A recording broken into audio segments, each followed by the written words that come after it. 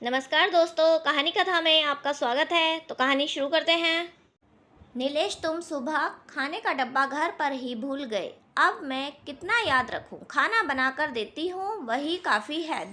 घर देख, बच्चे देखें या तुम्हें देखें, मेरी तो जिंदगी ही चक्र गिनती हो गई है। पता नहीं मैंने तुमसे शादी ही क्यों की, मेरी तो जिंदगी ही नर्क हो गई है। इसने नीलेश के घर आते ही उस पर बरस गए। नीलेश 2 घंटे ट्रैफिक में कार चलाकर आया था। वो खुद ही चिड़चिड़ा हो रहा था। उस पर स्नेहा के ताने सुनकर उसका दिमाग और भी गर्म हो गया। सुबह का गया पति रात को थका हारा घर आया है, एक गिलास पानी का तो पूछा नहीं और आते ही बातों और तानों की बरसात करने लगी। तुम एकलौती नहीं हो दुनिया में जो खाना बनाती हो, घर परिवार बच्चे को संभालती हो। तुम जैसी कई पत्नियां रोज अपना फर्ज निभाती हैं, पर तुम्हारी तरह कोई गिनाती नहीं है। तुम तो केवल खाना ही बनाती हो, बाकी की पत्नियां तो कमा कर भी लाती हैं। ये ताने सुनने के लिए मैं घर नहीं आता हूँ। बोल प्यार के तो बोल नहीं सकती तो चुप ही रहा करो। और वो गुस्से में अपने कमरे में चला गया। स्नेहा ने टेबल पर खाना लगा दिया, लेकिन आज नीलेश कमरे से बाहर नहीं आया और जब कमरे में पहुंची तो वो सो चुका था। स्नेहा ने भी गुस्से में खाना नहीं खाया और करवट बदल कर सो गई। जब से उसने नौकरी छोड़ी है तब से वो चिड़चिड़ी हो गई है। उसे घर में रहने की आदत नहीं है और इतना घर संभालना आता भी नहीं था। लेकिन शादी के बाद जब जिम्मेदारियां सिर पर आती हैं तो इंसान सब सीख जाता है। सुबह उठकर वो अपनी उसी दिनचर्या में लग गई। बच्चों का टिफिन बना दिया और नीलेश का टिफिन उसकी कार की चाबी के पास ही रख दिया ताकि वो टिफिन भूले नहीं। नीलेश उससे बिना बोले ही ऑफिस चला गया। दोनों बच्चे भी मुंह लटकाकर बस में बैठकर स्कूल चले गए। भारती जी रोज ही घर में ये तमाशा देखती थी। बेटे बहू की अनबन से घर में अशांति का माहौल बना रहता था। कुछ कहती तो उल्टा स्नेहा उनसे लड़ पड़ती कि आप अपने बेटे को समझाइए, सारा दोष बस बहू में ही नजर आता है। इसके बाद उन्होंने कहना ही छोड़ दिया और नीलेश को कुछ कहती तो नीलेश उन्हें आंखें दिखाता था। कमाऊ पूत जो था और उनकी जीविका उस पर ही निर्भर थी। भारती जी मौन रहने लगी, पर दोनों पोते पोती अब उदास से रहने लगे थे। वो ना खुलकर नीलेश से बात करते थे और ना ही स्नेहा से।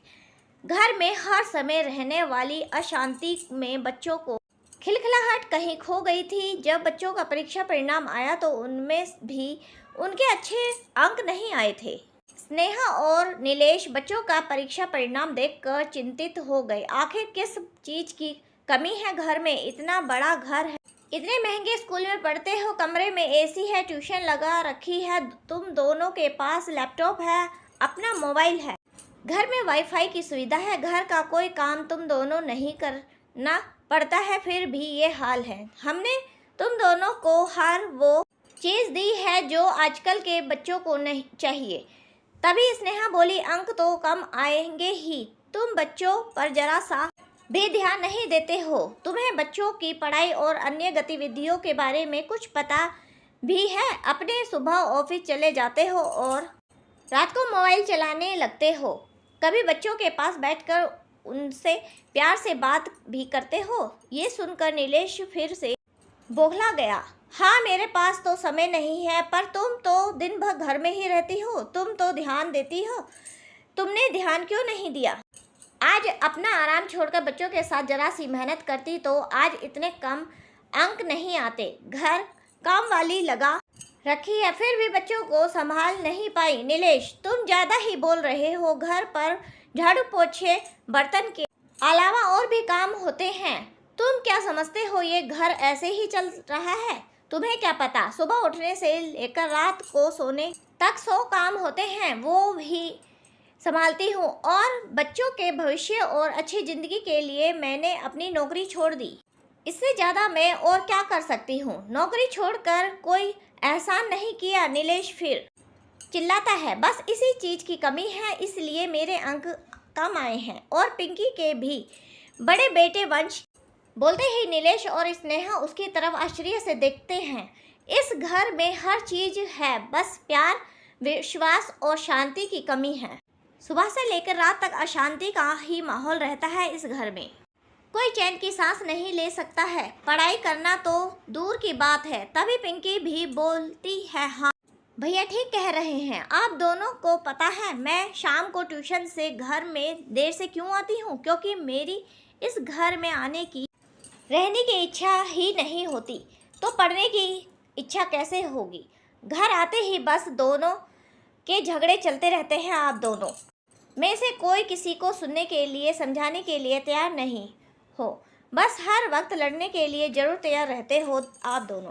कि आपसी झगड़े के कारण हम दोनों और दादी बहुत ही परेशान से रहते हैं, लेकिन आपको तो एक दूसरे को नीचा दिखाना है। दिन रात लड़ना झगड़ना है, बात का बतंगड़ बनाना है। घर में शांति होनी जरूरी है। बाकी पढ़ाई तो हम किताबों से भी कर लेंगे। जब घर में सुख शांति ही नहीं है तो पढ़ाई में मन कैसे लगेगा? दोनों बच्चों की बात सुन नीलेश और स्नेहा हैरान रह गए और कभी बच्चों का तो कभी एक दूसरे का मुंह देखने लगे। और फिर बच्चे गलत तो नहीं बोल रहे थे? बच्चों के आगे वो कुछ और नहीं कह पाए। तभी भारती जी बोलती है, मैं तुम दोनों को जो समझाना चाहती थी वो बच्चों ने बोल दिया। तुम दोनों ने मेरी बात तो कभी नहीं मानी, पर बच्चों की बात तो ध्यान दो। तुम दोनों इसी तरह लड़ते झगड़ते रहोगे तो घर में हमेशा अशांति बनी रहेगी। घर में सुख सुविधाएं हो ना हो, घर बड़ा हो या ना हो, उसमें सभी भौतिक सुविधाओं हो ना हो, पर शांति का होना बहुत ज़रूरी है। क्योंकि जब भी बच्चे या हम बाहर से आते हैं तो घर में आने पर अच्छा लगना चाहिए, घर में सुकून मिलना चाहिए, शांति मिलनी चाहिए, जो सबसे ज़रूरी है। नीलेश और स्नेहा ने भारती जी से माफ़ी मांगी और बच्चों से वादा किया कि वो कम से कम झगड़ा करेंगे और कभी कुछ बात हो जाएगी तो आपस में बंद कमरे में ही उसका निपटारा कर लेंगे। हम बच्चों के लिए अपने आप को बदलने की कोशिश करेंगे। ये सब अचानक से नहीं होगा, समय लगेगा, पर हम प्यार से साथ रहेंगे और हमारे घर में भी सुख शांति होगी। बच्चों ने ये सुना तो आगे बढ़कर दोनों को गले लगा लिया और भारती जी मन ही मन ईश्वर को धन्यवाद दे रही थी। दोस्तों, हमारी कहानी कैसी लगी कमेंट करके बताएं। धन्यवाद।